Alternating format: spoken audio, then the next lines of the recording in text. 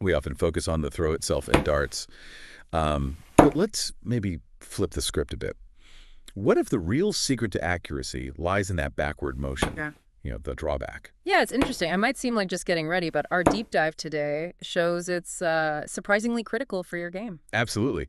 What's fascinating is how the drawback kind of sets the stage for everything else. Exactly. We've looked at, well, what the top players do, some coaching wisdom, and even motion capture studies, really trying to understand how this simple-looking movement underpins control, consistency, hitting those trebles. Right. Our goal here is really to give you the insights to refine your own technique. Because fundamentally, a consistent drawback programs your muscle memory. Think of it like establishing a reliable starting point, If that first move is all over the place, the throw is likely going to follow suit. So today, we're breaking down the key pieces of that drawback puzzle for you. Things like your initial hand position, the path your arm takes, what your elbow and shoulder are doing, the rhythm of the whole thing, and even your wrist preparation. And we'll highlight what the best do, right? And maybe where many players stumble a bit. Exactly. So let's maybe start with that starting position. Okay. You'll often see elite players align the dart with their dominant eye, and they keep about a 90-degree angle at the elbow, roughly. That alignment to your aiming eye, making sure your hand doesn't block that initial view of the target, that seems crucial. It's about establishing a clear visual connection right from the get-go. Yeah, setting up your internal targeting system from the very beginning. It makes sense. Now, as you actually start the arm trajectory, you do see some variation. Michael Smith, for instance, has a relatively compact draw, whereas, Ram van Barneveld and Peter Wright, they tend to extend further back. But the underlying principle, I think, regardless of how long that draw is keeping the dart within your line of sight throughout that whole backward movement. Peter Wright's a great example of that, isn't he? That controlled path. Definitely. It maintains your visual reference and helps make sure your arm is moving on the intended plane, So the range of motion, whether it finishes near your nose or maybe closer to your shoulder, the key is it should be consistent for you. Consistency is king. Now, what about the elbow mechanics? This is interesting, too. We see different starting elbow heights, like Luke Littler has a lower position compared to some others. Right. But what seems absolutely vital, based on what we looked at, is maintaining stability in that elbow during the draw.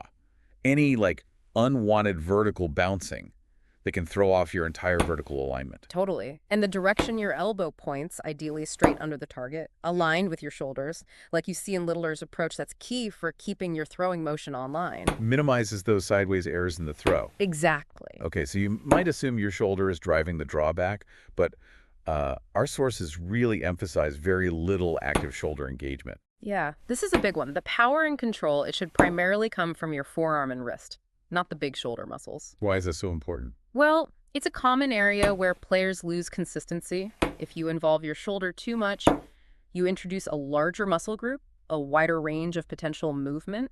It just makes it harder to replicate the motion precisely each time. Ah, okay, so it's like fine-tuning versus using a sledgehammer. Kind of, yeah. Think fine motor control versus gross motor control. Gotcha. Now, when we look at motion dynamics, things like tempo and fluidity seem key. Raymond van Barneveld's smooth drawback is often cited. That silky smooth description, yeah. And the advice is pretty consistent. Don't rush it. Rhythm, like Michael Smith has. That seems to be a crucial element for repeatable throws. What's fascinating, I think, is how that consistent tempo in the drawback helps to time the subsequent forward motion. If you rush the drawback, it often disrupts that timing. Leading to a less controlled release. Exactly. It throws the whole sequence off. Okay, and finally, wrist preparation. We mentioned Raymond van Barneveld often locks his wrist. There's some debate about, wrist turning during the draw, but the focus generally seems to be on a stable or maybe subtly loaded wrist, just preparing for that consistent release. So any unnecessary wrist movement in the drawback is just another variable, another thing that can go wrong. Precisely. It can lead to inconsistency in your release point, the direction. The goal is to prepare for the final flick without adding extra unwanted motion in that backward phase. Okay, so to bring it all together for everyone listening, each of these components, from your initial stance right through to your wrist prep, directly impact your ability to throw consistently and accurately. It's all about building that crucial muscle memory. Absolutely. A solid drawback is really the foundation upon which a reliable throw is built. Yeah. If we connect this back to you, the listener, Remember that a deliberate, repeatable drawback isn't just a minor detail. It's like the cornerstone of effective dart throwing. So here's maybe something to consider. After this deep dive, which part of your drawback stands out? Is there something you think, maybe I could refine that? Yeah, focus on one thing, perhaps. Because even small, focused adjustments to this initial movement, they could lead to some surprising leaps in your accuracy. It's worth taking a closer look at your own drawback, with this new understanding.